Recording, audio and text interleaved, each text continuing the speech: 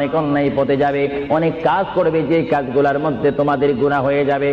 বান্দা, তোমরা গুনাহ করবে তাও আমি ভালো মতো জানি, তোমরা পাপ করবে তাও আমি ভালো মতো জানি। বান্দারে, পাপ করার পরে, গুনাহ করার পরে একাই কি মসজিদের মধ্যে তোমরা কেঁদেছো, রব্বানা যালামনা, বলেন রব্বানা যালামনা আনফুসানা ওয়া ইল্লাম তাগফির লানা ওয়া তারহামনা লানাকুনান্না মিনাল খাসিরিন বলে বলে মসজিদে কেঁদেছো, আসরের নামাজ পড়ে কেঁদেছো, যোহরের নামাজ পড়ে কেঁদেছো, মাগরিবের পড়ে কেঁদেছো, এশার নামাজ পড়ে কেঁদেছো।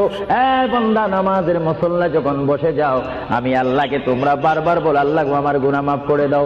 তারপরও আমি তোমাদের গুনাহ মাফ করে নিই।